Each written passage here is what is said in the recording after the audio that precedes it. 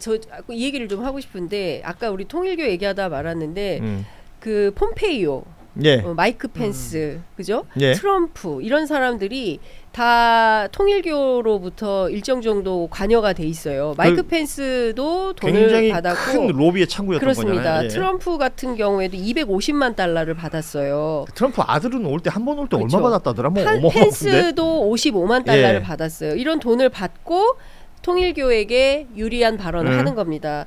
그리고 이제 미국에 있는 워싱턴 타임스도 통일교 거예요. 예, 워싱턴 타임스하고 워싱턴 포스트는 완전히 다른 완전히 겁니다. 다른 매체입니다. 근데 이제 이런 류의 일들이 정치와 종교와 돈과 이런 게 이제 연결이 되어 있으면서 끊임없이 판을 교란시켜서 예. 민주주의를 흔드는 요소가 되는 거예요. 그렇기 때문에 저는 그런데 과거에 우리 많이 속았어요. 예. 실제로 우리 국민들이 많이 속고 이런 옛날 같으면 전재수 장관 문제가 터졌다고 한다면 프레임이 확 전환이 됐을 예. 거예요. 근데 요새 그러지 않잖아요. 그게 바로 이제 뉴스 다이브의 힘이다.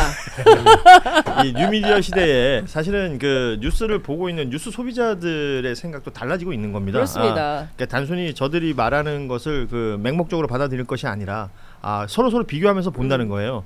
최근에 제가 본 자료에 의하면 뭐 진영이라는 것이 그러니까 정파성이 있는 소비자라 할지라도 뭐 진보 언론도 보지만 보수 언론도 보고 보수 언론을 보지만 또 진보 언론을 보고 이렇게 두루두루 본다는 겁니다. 왜냐하면 그만큼 많은 공간에서 노출이 돼 있다라는 맞아요. 것이기 때문에 그래서 소비자들이 이렇게 멍청하지 않다라는 것을 좀 알려드리고 싶고 그것을 위해서 애쓰고 있는 것들은 보인다는 거죠. 근데 그 애쓰는 모습들을 소비자들은 오히려 웃으면서 그 내용들까지도 비판하고 있다. 그러니까 아까 제가 하던 얘기 조금만 더 하면 이 장영수 교수도 그런 권위, 마이크 펜스나 이런 사람들도 이런 권위의 뭐랄까 그 권위의 힘이 실려서 아까 이제 댓글에 굉장히 그런 환호하고 이런 예, 글들이 예. 많이 생긴다. 이게 극우가 점점 커지는 그런 영역이 되는 건데 이거는 우리가 막아야 된다는 그렇죠. 거죠. 그 밑밥이 깔리는 내용들입니다. 그렇습니다. 예. 자, 이 조합이 너무 재밌다고 하루 종일 했으면 좋겠다라는 댓글이 도착했는데요. 그럴 수는 없고요. 지금 가뜩이나 시간이 부족합니다. 뉴스가 지금 많이 남았는데 일단 어제 국회 상황을 좀 다루도록 하겠습니다. 어제 국회 본회의 정기국회 마지막 날이었습니다. 지금 아시다시피 국민의힘에서는 59개 법안 발의된 법안 상정된 법안 모두의 필리버스터를 무제한 토론을 신청해 놓은 상태고 그 토론을 어제 진행을 했어요. 상정됐던 법안은 가맹사업법에 관련된 이야기였는데 필리버스터 1번 주자로 나온 사람이 나경원 의원이었고요. 나경원 의원이 본인도 가맹사업법에 대해서 국민의힘이 찬성 입장이다. 그러나 그러니까 이 딱 한 문장만 가맹사업법 얘기를 했습니다. 그러나부터 시작해서 민주당이 무도하게 8대 악법을 통과시키려 하고 있기 때문에로 시작하는 무제한 토론을 시작을 해요. 이 내용이 쭉 진행이 되는 동안 처음에는 13분간 발언을 하고 우원식 의장이 제동을 겁니다. 예, 이 관련된 내용을 토론해야 한다라는 얘기를 하면서 제동을 걸면서 마이크를 끄는 상황이 벌어지죠. 그랬더니 이제 국민의힘 측에서는 이제 고성이 나오고 이건 뭐 의장석으로 쏟아져 나오고 소동이 일어납니다. 18분 뒤에 다시 재개가 되어서 발언을 또 11분간 진행하는데 이때는 아예 뭐 사법개혁 관련된 이야기만 합니다. 악법이라는 표현을 계속 쓰더라고요. 그런 다음에 아예 마이크가 꺼지는 상황이 연출이 됩니다. 그랬더니 이제 쏟아져 나온 이야기는 사실은 뭐 국민의힘에서도 쏟아져 나오고 민주당에서도 쏟아져 나오고 이런 상황이 벌어졌어요. 뭐 국회의장이면 다냐, 뭐 왜 입틀막 하냐라는 주장이 있었고 또 민주당 쪽에서는 국민의힘 의원들을 향해서 쇼츠 분량 다 나왔으면 내려와라. 뭐 이런 얘기들이 하여튼 저는 그런 장면들 자체가 굉장히 불편한데 일단은 이 장면을 만든 당사자는 나경원 의원이잖아요. 그러니까 나경원 의원은 뭐 입틀막 당했다 의원이 그런 얘기를 또 나와서 기자들 앞에서 주장했다고 하는데 우원식 의장은 이렇게 얘기했습니다. 의제와 관련이 없거나 허가받은 발언의 성질과 다른 발언을 해서는 안 된다는 국회법 102조를 들어서 마이크를 껐다. 그랬더니 마이크 껐더니 또 무선 마이크 와서 착용하고 뭐 이거 갖고 또 설왕설래하고 뭐 이런 상황들이 쭉 있었습니다. 일단 이 장면에 대해서 여러분은 어떻게 평가하시는지 짧게 한 마디씩 좀 들었으면 좋겠어요. 아니, 미리 계획을 한 거 아닌가 저는 음. 싶어요. 아니 어떻게 무선 마이크를 그렇게 바로 준비를 곽규택 하고 의원이 바로 들고 나오던데. 곽규택 의원은 심지어 팻말까지 예. 인쇄된 걸로 들고 나오던데 이건 마치 파행을 일부러 의도한 것 아닌가 하는 의심을 지울 수가 없는 것이고 그리고 과거 전례를 보더라도 필리버스터를 할 때는 그 법안에 대해서 반대를 하는 거잖아요. 그렇죠.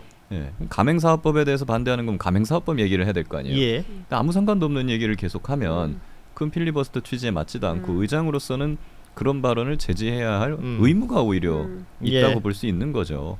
그렇기 때문에 이 부분은 오히려 좀 서울시장을 노리는 나경원 의원과 곽규택 의원의 어떤 콜라보성으로 지금 계획된 거 아니냐. 그러니까 필리버스터에 어찌 보면 안 좋은 예가 하나 만들어지게 된 네, 그렇죠. 상황이다. 그리고 이거를 할 수 있게 만들어준 것이 어떻게 보면은 나경원 의원 이제 그 패스트트랙 그 국회 선진화법으로 그렇죠. 지금 사실상 면죄부를 받았지 않습니까? 예. 벌금형 받으면서 거기에 대해서 뭐 이제는 날개를 달아준 셈이죠. 더 이런 식으로 해도 이제 나 의원직 상실 안 당해. 라는 자신감이 붙어서 더 이런 짓을 벌일 수 있었던 것 아닌가 하는 생각입니다.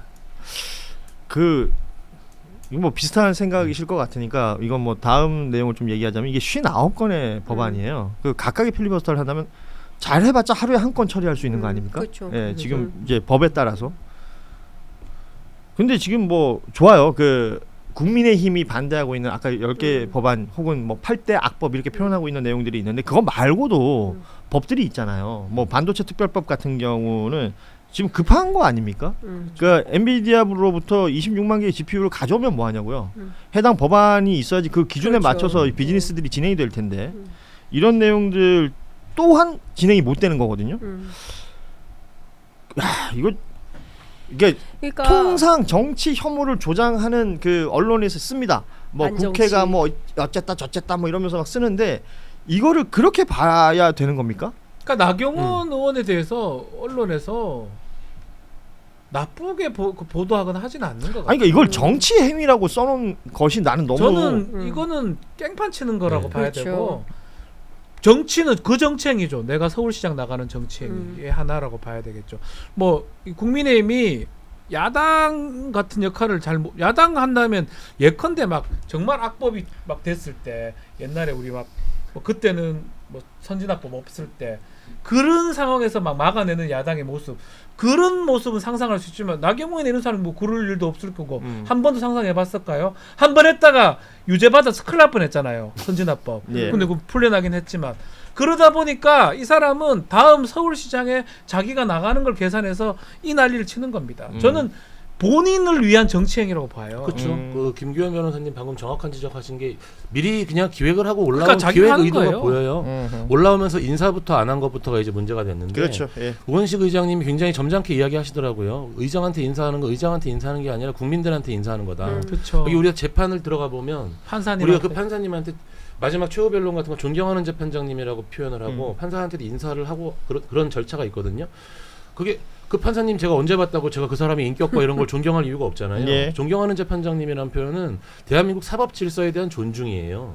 그러니까 그런 어떤 의회와 관련돼서도 기본적인 예절을 안 지켰다는 게 나경원 의원이 그렇게 의원을 오래 했는데 모를 리가 없잖아요. 어제는 자신의 전투력을 자기 편에게 보여주고 싶더라. 이거밖에 해석이 안 돼요. 예. 자기 이렇게 전투력 있는 사람이고 예. 지금 우리가 소수지만 나는 여당과 한번 싸워볼게. 나 좀 싸우는 거 좀 잘 봐줘. 이 메시지 말고 그거예요. 뭐가 있겠어요. 그러니까 이런 판이 벌어지면 소위 말해서 가르마를 잘 타줄 필요가 있다는 거예요. 네네. 지금 뭐 박준 변호사 표현대로 깽판을 친 거라면 만약에 깽판을 칠 이유가 있는 사람이 그렇죠. 깽판을 치는 거라면 그걸 설명을 해줘야 되는 것이고 저 깽판의 이유가 없고 그 이유라는 게 자기 지지층에게 자신의 전투력을 보여주려고 맞습니다. 혹은 다음 지방선거에 대한 행보에 있어서 자신의 인지도나 뭐 선명성을 알리기 그것 때문에 위해서 하는 거예요. 이런 거라는 해설을 해줘야 되는데 이런 해설은 존재하지 않고 어제 국회 상황은 이랬습니다. 네.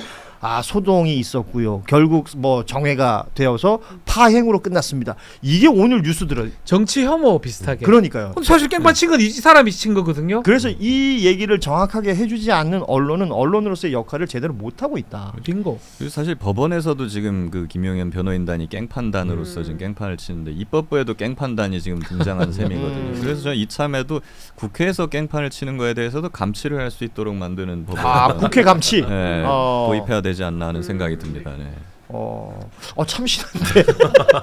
감시해야죠. 예컨대 이제 이런 거 부대의장 옆에 이렇게 안에 하나 만들었어. 네. 요 얘기를 좀 장사. 들기 아이스 그런데 하키 무슨 예. 이런 일을 하는 거는 아니, 예컨대 그렇죠. 조선 시대나 옛날에 왕국에 임금 앞에 목 내놓고 나가가지고 돈 초과해 주시옵소서 예. 하면 저 새끼 목 자르는 그런 걸로 그렇게 했을 때는 이해를 해줘요.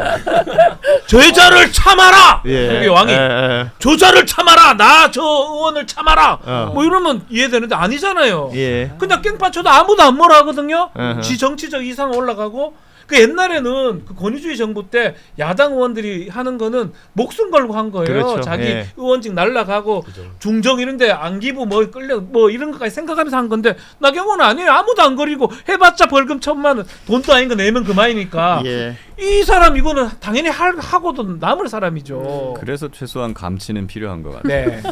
그 근데 예. 박지훈 변호사 다음에 사극 도전할 할 겁니다. 근데 저는 이미 연기 경험이 자기 있으시고 목숨을 예. 걸고 이렇게 예. 예를 자기 모든 걸 걸고 하는 게 아니잖아요. 너무 잘하네. 쇼로 하는 거잖아요. 제6공화국 같은 거 나오면 한번 그래가 저는 이렇게 막 목숨 걸고 나왔을 때 참여해줬으면 좋겠어 진짜. 참한다 그러면 나와서 하겠어요? 참여 목을 자르겠다 이러면 나 겁나서 한 번도 못 나올 인간들이 예. 아무 아무 일 없으니까 나와가지고 저 난리를 치는 거 아닙니까? 목을 아니, 자르는 역할 하시겠습니까? 잘리는 역할을 해요. 자르고 싶어요 진짜. 아니, 사실 사실은 자신 있습니다. 네. 만약에 제가 자르는 역할이고 잘리는 역할이라면 저 목 찾는데 오래 걸립니다. 저는 이게 걸려요. 걸려요. 아니 저는 그 언론 보도 중에 좀 불편했던 게 뭐 다른 분들은 어떠셨는지 모르겠어요. 이게 뭐 과거 김대중 대통령 그 필리버스터 이후 몇십 년 만에 이게 마이크가 차단된 것이다. 61년 만에 마이크. 그거를 자꾸 갖다 써놨어요. 그래 거짓말은 아니지. 그런데 그 맥락이 다르지 않느냐는 거예요. 그 맥락에 대한 설명 없이 그렇게만 적혀 있으면 사실 뭐 고관여층까지도 아니더라도 이게 뉴스에 별 관심 없는 사람들이 그냥 정치에 대해서 대충 이렇게 등 돌리고 계신 분들이 있잖아요. 이분들에게 그냥 주는 이미지는 그냥 아까도 저희가 얘기했지만 정치 혐오라든지 정치는 저런 거라는 잘못된 생각을 갖게 한다든지 이런 식으로 진행되는 거거든요. 이거 너무 무책임하다. 라는 전 생각이 들어서 이 부분 좀 짚고 싶었습니다. 그죠. 그러니까 가짜 뉴스라는 게 우리가 아예 팩트를 가짜로 만드는 게 아니라 사실 우원식 의장이 나경원 의원의 마이크를 껐다. 팩트는 맞거든요. 예. 앞뒤가 다 잘리면 그게 가짜 뉴스가 되는 거예요. 예. 그게 저는 가짜 뉴스라고 봐요. 그렇습니다. 예. 이걸 갖다가 입틀막이라고 규정을 하고 네. 마치 민주주의에 탄압받는 나경원 이런 코스프레가 가능하도록 만들어주는 거죠. 근데 그렇죠. 언론이 왜 이러는지 저는 모르겠어요. 그래서 그러면 윤석열 시대가 옳았다? 또는 윤석열의 비상계엄 이후에 성공한 비상계엄 시대를 우리 언론이 살고자 했던 건가? 저는 그런 맥락에서 보면 언론인들도 이해가 안 되고 판사들도 좀 이해가 안 됩니다. 자신들의 신분이 굉장히 위태로운 상황까지 도래되는 건데 그럼에도 불구하고 끊임없이 기득권 편? 근데 그게 자신들의 어떤 삶을 영위하는 데 큰 도움이 된다고 판단해서 그런 건지 모르겠지만 그 자체가 굉장히 무도한 짓이다라는 생각이 좀 들어요. 너무 예. 슬퍼요.